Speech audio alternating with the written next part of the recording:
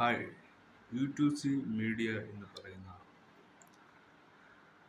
നമ്മുടെ മറ്റൊരു ചാനലിലേക്ക് നിങ്ങൾ സ്വാഗതം ചെയ്യുക.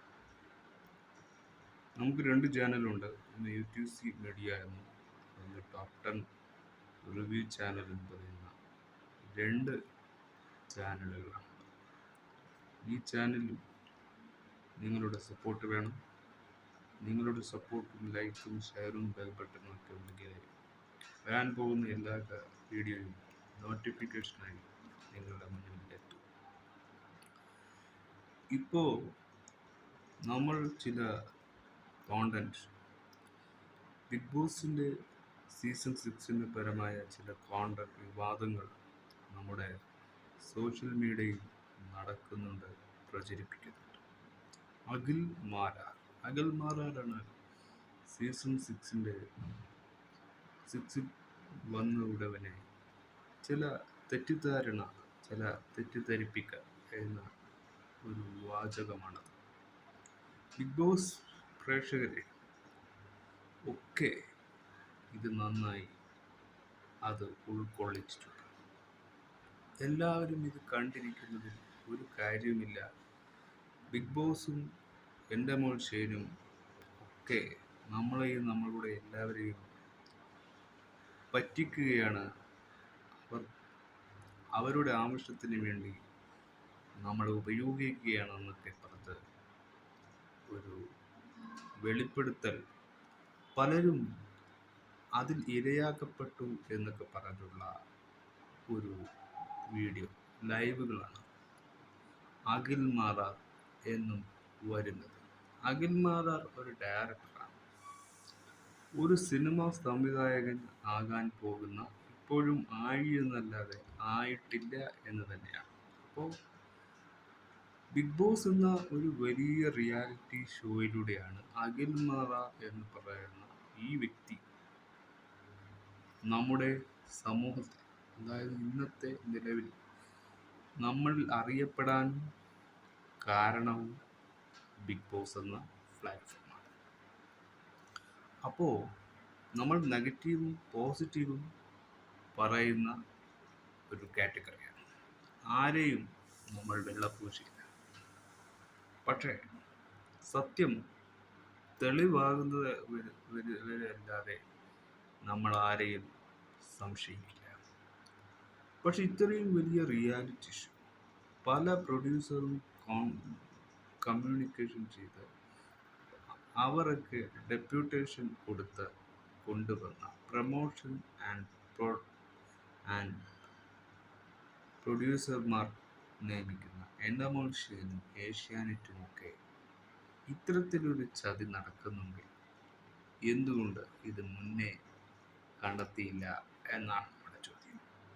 പക്ഷെ ഈ അഖിൽ മാരാർ മാത്രം മൊത്തത്തിലങ്ങ് വെളിപ്പെടുത്താനുള്ള കാര്യം എല്ലാം അഖിൽ മാരാറിന് അറിയുമോ എന്നാണ്. എല്ലാം ബിഗ് ബോസിൻ്റെ തുടക്കം തൊട്ട് അവസാനം വരെയുള്ള ഈ ഒരു സമയം വരെ അഖിൽ മാരാറിന് ബിഗ് ബോസിനെയും ബിഗ് ബോസിൻ്റെ നിയമ അംഗങ്ങളെല്ലാം അറിയുമെങ്കിലും ഇത്ര നാൾ പിന്നെ ഇത് ഒളിപ്പിച്ചു വെച്ചുകൊണ്ട് അഖിൽ മാരാറും പ്രേക്ഷകരെ മണ്ടന്മാരാക്കി. അഖിൽ മാരാർ കഴിഞ്ഞ തവണ വിന്നറാകുമെന്ന് നമ്മൾ പ്രതീക്ഷിച്ചിട്ടില്ല. അവിടെ ഒരു പെൺകുട്ടിയാണ് കഴിഞ്ഞ തവണ വരാനിരിക്കുന്നത്. അവിടെ ഒരു പെൺകുട്ടി വിജയിയായിരുന്നു. പക്ഷെ അഖിൽ മാരാർ വന്നപ്പോൾ അഖിൽ മാരാറും അറിയാതെ വിജയം ഉണ്ടാകില്ല എന്നാണ് എനിക്ക് തോന്നുന്നത്. അഖിൽ മാരാറെ വിജയിപ്പിക്കാൻ വേണ്ടി സീസൺ 5 കളിച്ച കളിയാണ് അഖിൽ മാരാർ പറയുന്നതെന്ന് എനിക്ക് തോന്നുന്നു. അല്ലാതെ ഈ സീസണിൽ എല്ലാവരും ജെനുവിൻ പ്ലെയേഴ്സ് തന്നെയാണ്. അവർ ഒന്നും അവിടെ അഭിനയിക്കുന്നില്ല. പക്ഷെ കഴിഞ്ഞ സീസൺ 5 പല അഭിനയ മുഹൂർത്തങ്ങൾ നമ്മൾ ബിഗ് ബോസിൽ കണ്ടു. അപ്പോൾ ബിഗ് ബോസ് എന്ന ഇത്രയും വലിയ റിയാലിറ്റി ഷോയിൽ ആ ഒരു യാത്രാ ജേണിയിൽ പലരും പല തെറ്റുകൾ ഉണ്ടാകാം. നമ്മളിപ്പോൾ ഒരു യാത്ര ചെയ്യുമ്പോൾ അവിടെ ഉണ്ടാകുന്ന പല കാര്യങ്ങളിലും നമ്മൾ ഇടപെടണം. അപ്പോൾ ആ ഇടപെടലുകളായിരിക്കാം ഇപ്പോൾ അഖിൽമാരാറിനും ഈ ഒരു ലൈവിൽ വന്ന് സംസാരിക്കുന്നത്. പ്രേക്ഷകരോടാണ്, സോഷ്യൽ മീഡിയയിൽ പബ്ലിക്കിനോടാണ് ചോദ്യം ചോദിക്കുന്നത്. ലൈവിൽ വരൂ വരാതിരിക്കുക അത് അവരുടെ ചോയ്സാണ്. പക്ഷേ എന്ത് പറയണം, എങ്ങനെ പറയണം, എന്ത് തെളിവ് കൊണ്ടുവരണമെന്നൊക്കെ പ്രേക്ഷകർ തീരുമാനിക്കുക. എന്തെങ്കിലും ഒരു സാധ്യത വെളിപ്പെടുത്തുമ്പോൾ, ബിഗ് ബോസിനെ പറ്റി ഒരു നെഗറ്റീവ് കാർഡ് ഇറക്കുമ്പോൾ അതിനെക്കുറിച്ച് ഒരു സത്യസന്ധമായ സൂചനകളില്ലാതെ ജനങ്ങളെ തെറ്റിദ്ധരിപ്പിക്കാൻ പാടില്ല. ലാലേട്ടൻ എന്ന് പറയുന്ന വലിയ ഹോസ്റ്റ് അവിടെ ബിഗ് ബോസ് സീസൺ 6നെയും ഈ വരുന്ന എല്ലാ സീസണിനെയും ഹോസ്റ്റ് ചെയ്തതും ലാലേട്ടനാണ്. അപ്പം ലാലേട്ടനെ അപമാനിക്കുന്ന രീതിയിൽ അത്രയും ഏഷ്യാനെറ്റും എൻ്റെ മോൻ ഷെയ്നും വളരുമോ എന്നാണ് എൻ്റെ ചോദ്യം. എനിക്ക് തോന്നുന്നത് ഈ ഷോ ഹോസ്റ്റ് ചെയ്യാൻ ലാലേട്ടനല്ലാതെ മറ്റൊരു കമ്പാറ്റബിലിറ്റിയുള്ള ഒരു ആങ്കർ ഇല്ല.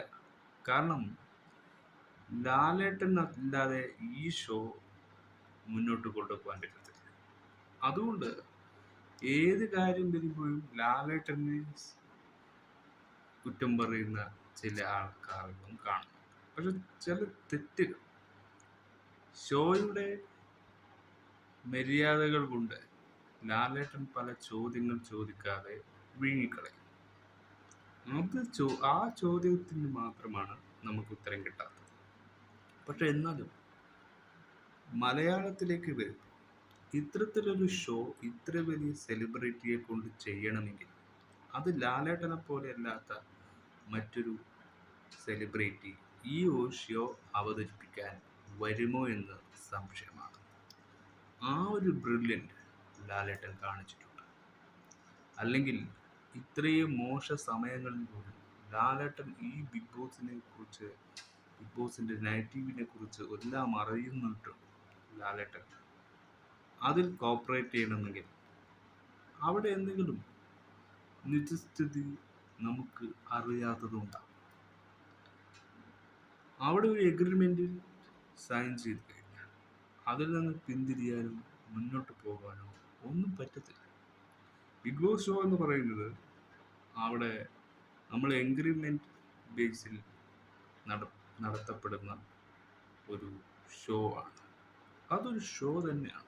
പക്ഷേ ജെനുവിനിറ്റി എന്ന് പറയും, അതായത് റിയൽ ലൈഫിനെ ചോദ്യം ചെയ്യുക എന്ന് പറയുന്ന ഒരു കോണ്ടൻ്റാണ് ബിഗ് ബോസ് സീസൺ 6 ആയാലും എല്ലാ സീസണിലും സംഭവിക്കുന്നത്.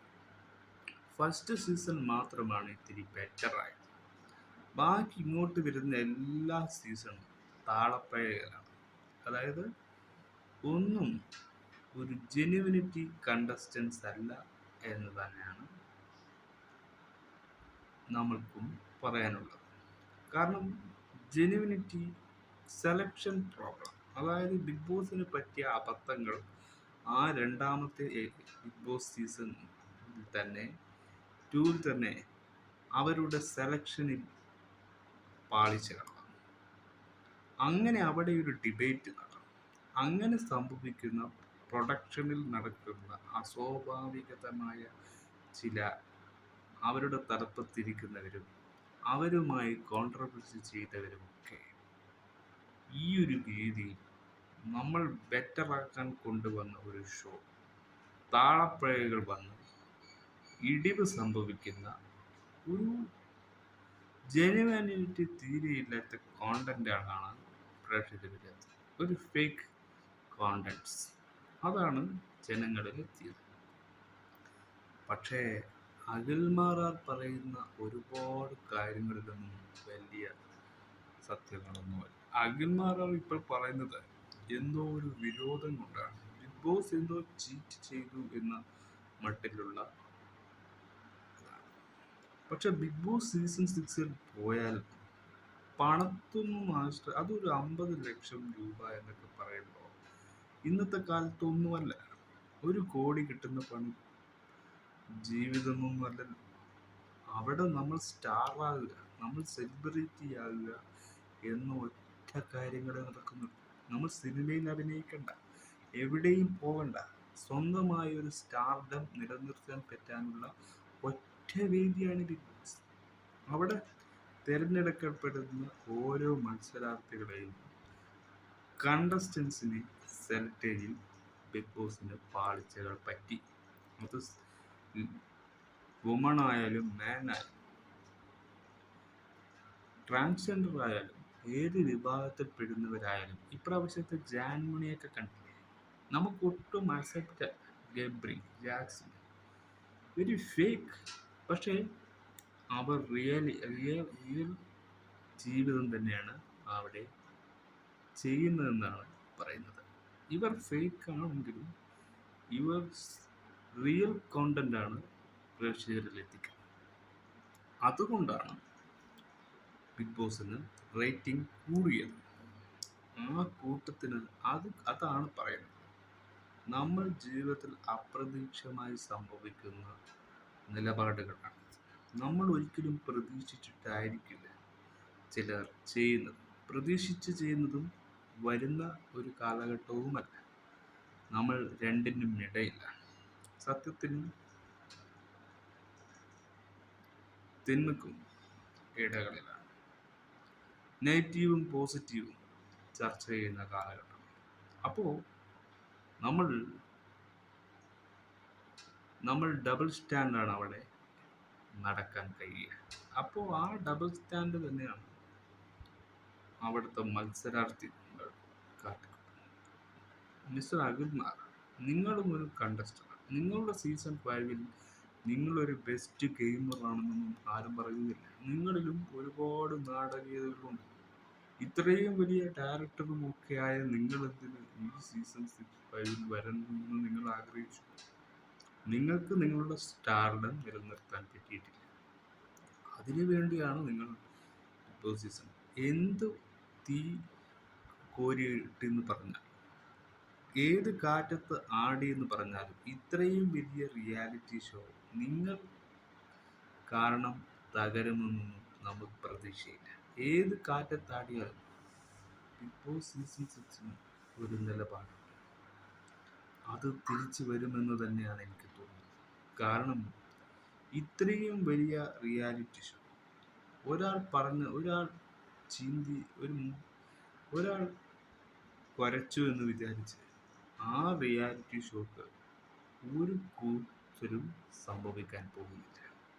കാരണം പ്രൊമോയിൽ കാണുന്ന ഇന്നത്തെ പ്രൊമോയിൽ നമ്മൾ കാണാൻ പറ്റിയത് അത്തരത്തിലുള്ളൊരു കാഴ്ചയാണ്. അതായത് നമുക്കൊന്നും സംഭവിച്ചിട്ടില്ല, നമ്മൾ മുന്നോട്ട് തന്നെ പോകും, നമ്മളെ ആരും അങ്ങനെ ജഡ്ജ് ചെയ്യരുതെന്നാണ്. അപ്പോൾ ബിഗ് ബോസിന് അതിൻ്റെതായ സ്റ്റാൻഡേർഡ് കൊണ്ടുപോകാനും ചിലപ്പോൾ സ്റ്റാൻഡേർഡ് ഇല്ലാതാക്കാൻ രണ്ടിനും അവർക്ക് പറ്റുന്നുണ്ടായിരിക്കാം.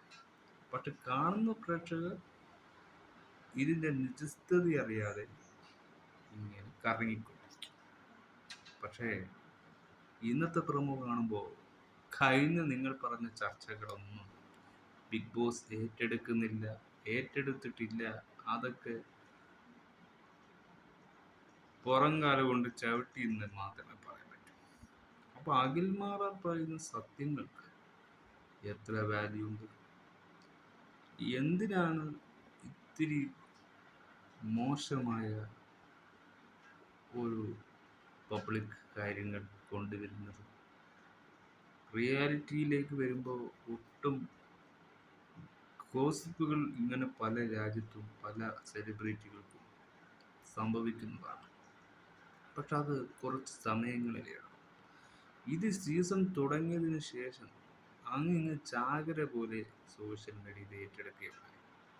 ഇത് സോഷ്യൽ മീഡിയക്കായാലും ഏതൊരു ബ്ലോഗറും യൂട്യൂബറും സോഷ്യൽ മീഡിയയിൽ പ്രവർത്തിക്കുന്ന എല്ലാവരും മീഡിയക്ക് പോലും പലർക്കും ഇതൊരു ചാകര തന്നെയാണ്. ഇതൊരു കോണ്ടന്റാണ്. അങ്ങനെ എറിഞ്ഞു കൊടുക്കുന്ന ചാകരയായി മാറും. പല വിവാദങ്ങൾ. ഇന്ന് തന്നെ ഒരു ഇന്റർവ്യൂയിൽ പൊളിഫിറോസ് പറയുന്ന പല കാര്യങ്ങളും നമുക്ക് കറക്റ്റാണെന്ന് തോന്നുന്നുണ്ട്. കാരണം ചില തെറ്റുകൾ ആവർത്തന ദിവസത്തിൽ തന്നെ അയാൾ പറഞ്ഞ കുറച്ച് കാര്യങ്ങൾ പക്ഷെ പൂർണ്ണമായും അങ്ങനെ സംഭവിച്ചു എന്ന് അദ്ദേഹം പറഞ്ഞിട്ടില്ല. അപ്പോൾ അത് നമുക്കൊരു സ്റ്റേറ്റ്മെന്റ് മാത്രമാണ്, അല്ലാണ്ട് അതൊരു കുറ്റവും ആരോപണം മാത്രമാണ്. കുറ്റക്കാരെ നമ്മൾ സെലക്ട് ചെയ്തിട്ടില്ല.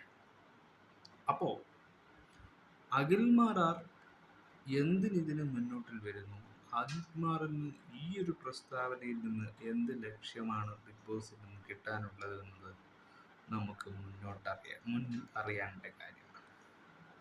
പിന്നെ ബിഗ് ബോസ് അത് പറയുകയോ ബിഗ് ബോസ് അത് പുറത്തു വിടുകയോ പുറത്തുള്ള കാര്യങ്ങൾ ചർച്ച ചെയ്യുകയോ ഒന്നും ചെയ്യില്ല.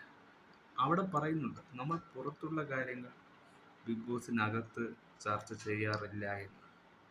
അപ്പോൾ അകത്തുള്ള കാര്യങ്ങളും പുറത്ത് ചർച്ച ചെയ്യുന്നില്ല എന്ന് തന്നെയാണ്.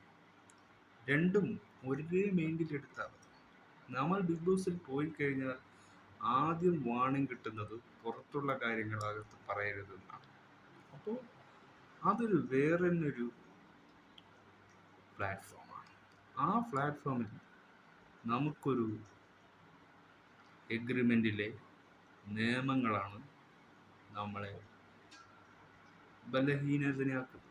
പക്ഷെ ആരും ആ ഒരു നിയമവ്യവസ്ഥയിൽ പേടിച്ചുകൊണ്ട് കണ്ടസ്റ്റന്റ് പ്രവർത്തിക്കണമെന്നൊന്നുമില്ല. പക്ഷേ ഒരിക്കലും പാടില്ലാത്ത കാര്യങ്ങൾ പെട്ടെന്ന് വന്ന് എടുത്തു ചാടി പറയരുത്. വാണിംഗ് കിട്ടിക്കഴിഞ്ഞാൽ പിന്നെ ആരും അവിടെ നിൽക്കില്ല. സിബിന്റെ കാര്യത്തിൽ പറഞ്ഞാൽ അത് ഇത്തിരി വൃത്തികെട്ട കാര്യമായിരുന്നു.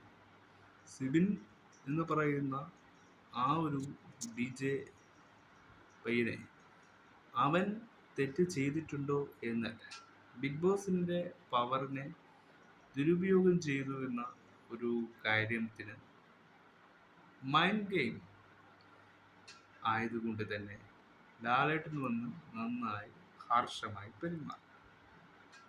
ആ ഒരു ഇൻസിഡൻസിൽ തന്നെ ബിഗ് ബോസിനെ എതിർത്തും ബിഗ് ബോസിനെ വെറുത്തുമാണ് സിബിൻ എന്ന വ്യക്തി പുറത്തു പോയത്.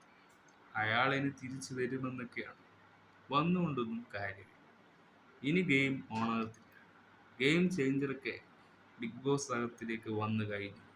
അതിലൊന്നാമത്തത് രതീഷ് തന്നെയാണ്. സിജോ വന്നിട്ട് വലിയ പ്രകടനങ്ങളൊന്നും നടക്കുന്നില്ല.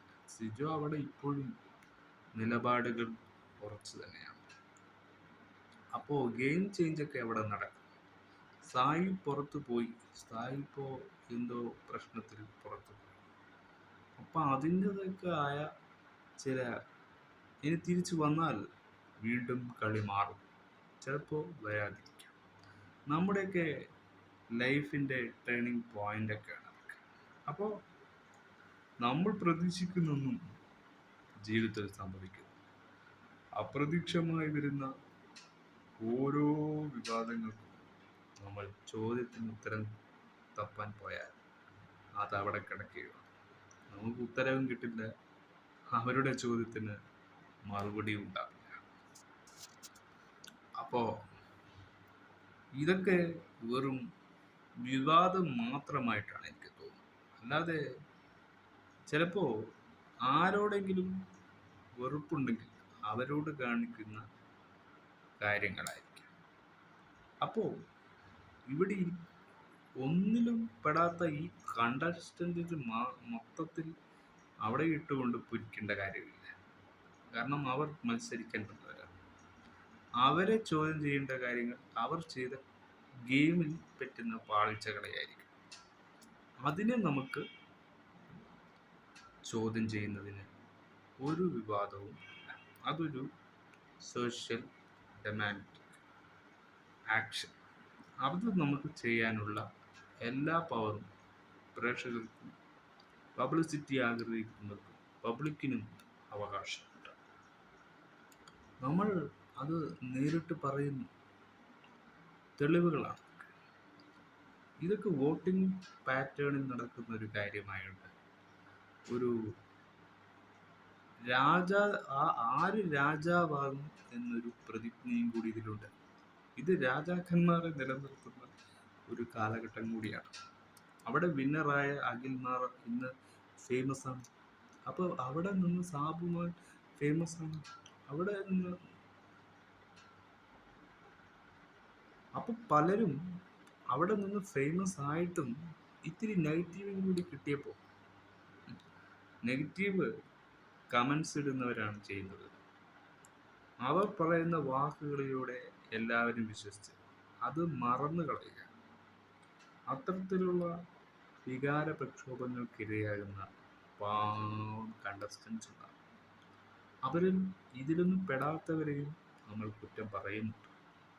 അപ്പോൾ മൊത്തത്തിൽ അങ്ങ് ആക്ഷേപിക്കുക എന്നൊരു വാദമാണ് ഇത് കാണുന്നത്. ലാലേട്ടനെയും ബിഗ് ബോസിനെയും ഏഷ്യാനെറ്റിനെയും എല്ലാവരെയും മൊത്തത്തിൽ ആക്ഷേപിച്ച് കളയുന്ന പോലത്തെ ഒരു വിവാദമാണ് അഖിൽ മാരാർ പബ്ലിക് ലൈവിൽ വന്ന് പറഞ്ഞത്. അത് അത്ര അക്സെപ്റ്റബിൾ അല്ല. ഒരു സാധാരണക്കാരൻ ഒരിക്കലും അത് അക്സെപ്റ്റ് ചെയ്യില്ല. കാരണം അത്രക്കും വൃത്തികെട്ട ഒരു ഷോ ആണത്. അങ്ങനെയാണോ സൽമാൻ ഖാൻ മുറയ്ക്ക് ഹോളിവുഡിൽ ചെയ്തുകൊണ്ടിരിക്കുന്ന ഷോ? അല്ല. മലയാളത്തിലേക്ക് വരുമ്പോൾ പ്രതിച്ഛായ ഒന്ന് മാറും. ഇത് കേരളമാണ്, ഇത് ഇന്ത്യ എന്ന് മാത്രം നോക്കാൻ മതി. നമ്മുടെ പൊളിറ്റിക്സ് തന്നെ നോക്കും. നിങ്ങൾ എത്ര കുറച്ചിട്ടെന്ന് കാര്യം, അവർ ചെയ്യേണ്ടത് ചെയ്യും. ഇതാണ് നമ്മുടെ കേരളത്തിൻ്റെ അവസ്ഥ. കേരളം മാറാതെ നിങ്ങൾ ആരെയും മാറ്റാൻ ശ്രമിക്കണ്ട. അപ്പോൾ നമ്മൾ അത് കൂടുതൽ ഡിഗ്രേഡ് ചെയ്ത് നശിപ്പിക്കാണ്ടിരുന്നാൽ മതി. ടിഗർ ചെയ്ത് അതിനെ കൂടുതൽ വഷളാക്കാതിരുന്നാൽ മതി. ഇത് തന്നെ പിന്നെയും മീഡിയയിൽ പറഞ്ഞ് ട്രോളുകളും വിവാദങ്ങളിലേക്കും എത്തിക്കാനുള്ള ചാൻസ് അവർക്ക് കൊടുക്കാതിരുന്നാൽ മതി.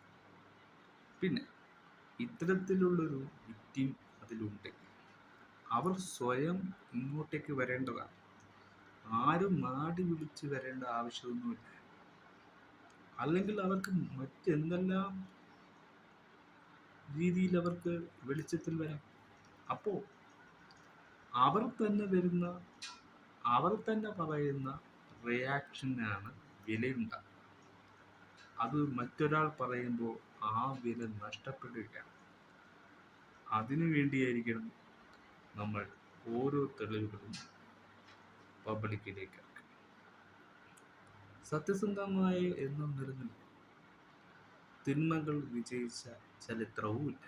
പക്ഷെ ആ സത്യസന്ധത വളരെ കാം ആൻഡ് സ്വീറ്റ് ആയി, അല്ലെങ്കിൽ അതിനൊരു വിലയുണ്ട്. ആ ഒരു കുറ്റാരോപണത്തിന് തീരുമാനിക്കാൻ പറ്റാത്ത ഇത് ഒരു ആരോപണമാണ്. ഈ ആരോപണത്തിൽ ബിഗ് ബോസ് ആടി ഒലയാൻ പോകുന്നില്ല. 50 എപ്പിസോഡ് കഴിഞ്ഞിട്ടു ബിഗ് ബോസിന്റെ ആ എനർജി തിരിച്ചു വന്നു എന്നായിരുന്നു.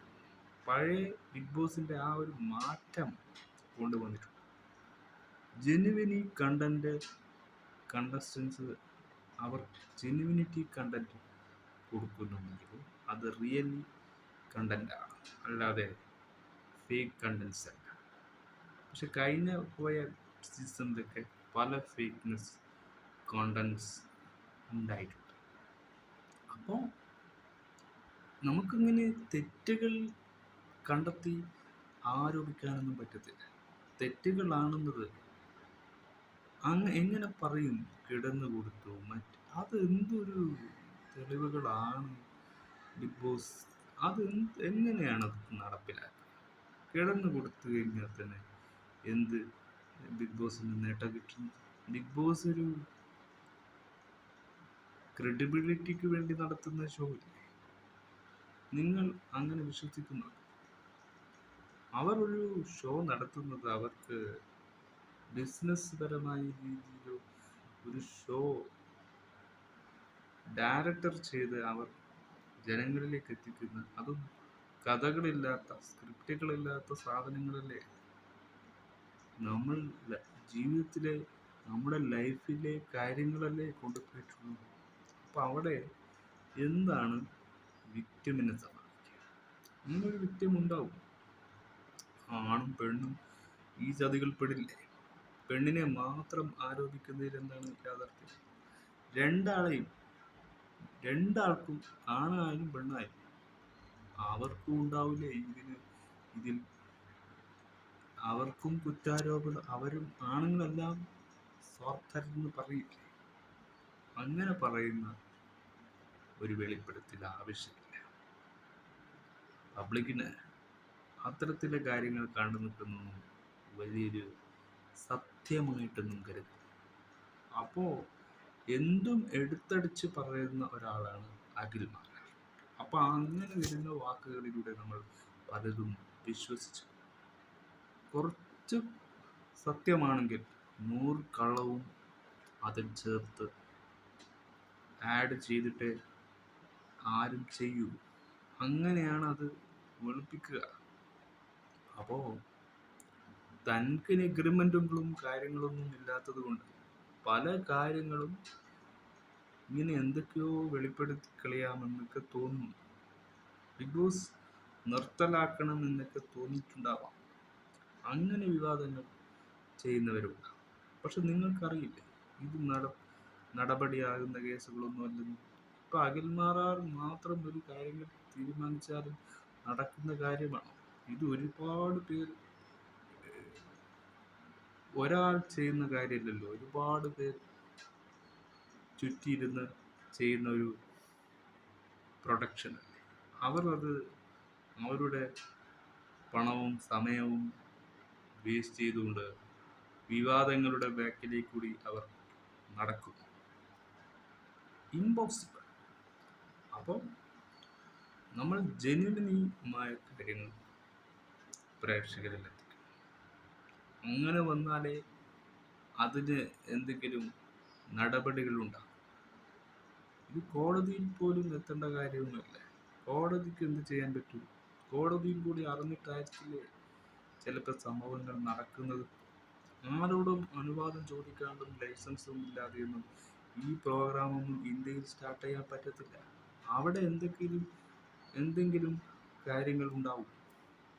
അവിടെ ഒരു ഷോ നടത്തുമ്പോൾ അതിൻ്റെ ഉള്ള എഗ്രിമെന്റുകളൊക്കെ സൈൻ ചെയ്തിട്ടല്ലേ അവരകത്തോട്ട് വിടുന്നത്. അപ്പോൾ അവിടെ ഡോക്ടർമാരുണ്ട്, സെക്യൂരിറ്റികളുണ്ട്, അങ്ങനെ പലരും അവിടെ പെട്ടുപോകില്ല.